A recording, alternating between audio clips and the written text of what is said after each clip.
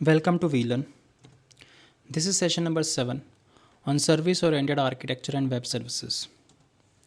The topics we are going to cover in this session are service-oriented architecture, loose coupling and its benefits, state and statelessness, web service and virtualization, rules of standards. First of all, what is SOA or service-oriented architecture? The full form of SOA is Service Oriented Architecture. IT architecture of request for request SOA में क्या है हम लोग देखते हैं. IT architecture है ये request के लिए और रिप्लाई एप्लीकेशंस के लिए. Then application functions are modularized and presented as services. इसमें जो एप्लीकेशन फंक्शंस हैं मॉडुलराइज्ड होते हैं और एज ए सर्विसेज प्रेजेंट होते हैं. Services are loosely coupled. जो भी इसमें सर्विसेज होती हैं वो लूजली कपल्ड होती हैं. Service interface is dependent of the implementation. Then, service-oriented architecture, SOA definition. A service-oriented architecture is essentially a collection of services. These services communicate with each other. इसमें जो सारे के सारे services एक दूसरे के साथ में communicate करती हैं. The communication can involve either simple data passing or it could involve two or more services coordinating some activity. So some means of connecting services to each other is needed. Like we can see here, like for example, http://service-architecture.com/web-services-articles-service-architecture_SOA.definitions.html. Many other definitions can be found. So now characteristics of SOA. अब इसमें क्या है, services have platform independent self describing interfaces like XML. इसमें जो services हैं ये platform independent हैं, self describing है like self describing interfaces like XML है. Then messages are formally defined. Then services can be discovered. Then services have quality of service characterization defined in policies. इसमें services हैं quality of service provide कर रही हैं, characteristics हैं जो कि defined in policies हैं. Then services can be provided on any platform. Then service-oriented architecture model. Service-oriented architecture model is a specific type of distributed system in which the agents are software services that perform some well-defined operations. That is, it provides a service जो कि ये service provide करती है. And this type of architecture can be invoked outside of the context of a larger application. जो इसका architecture है हम लोग क्या कर सकते हैं, be invoked outside of the context of larger application. बाहर एप्लीकेशन के बाहर से इसको इन्वोक कर सकते हैं. The major functionality of an SOA is a definition of the messages, that is its format, content and exchange policies, that is exchanged between the users and the services. So next is loose coupling and its benefits. So इसमें क्या है, the term loose coupling that is the interacting software components minimize their in built knowledge of each other. जो term loose coupling है ये क्या है, एक interacting software component है जो कि मिनिमाइज करता है their built in knowledge of each other. Then they discover the information needed at the time they need it. ये डिस्कवर करते हैं इन्फॉर्मेशन नीडेड है जो कि at the time they need it, जब उनको रिक्वायर्ड है. For example, having learned about its service's existence, a client can discover its capabilities, policies, location, its interfaces and its support protocols.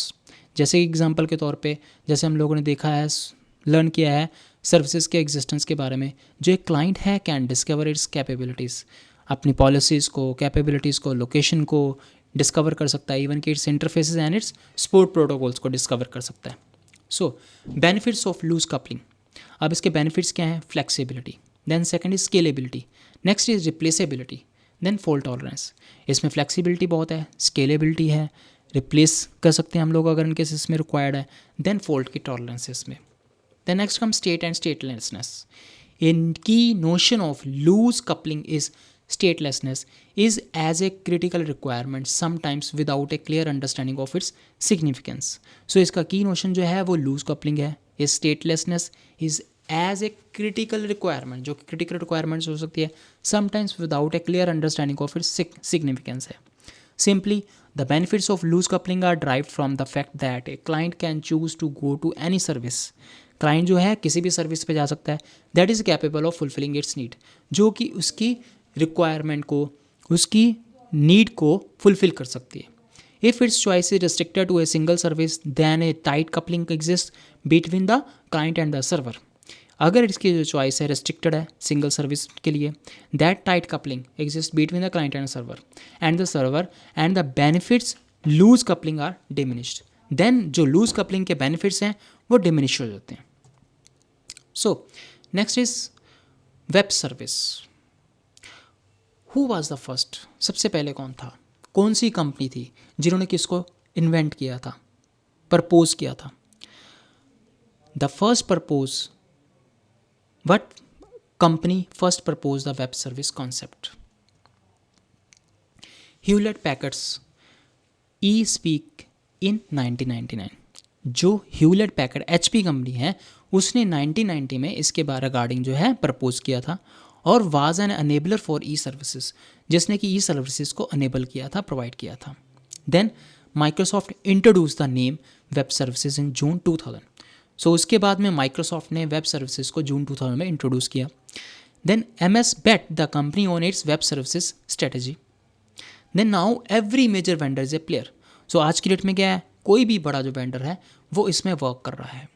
Then open standard technologies, इसमें क्या है XML for extensible markup language, tagging data such as that it can be exchange between applications and platforms.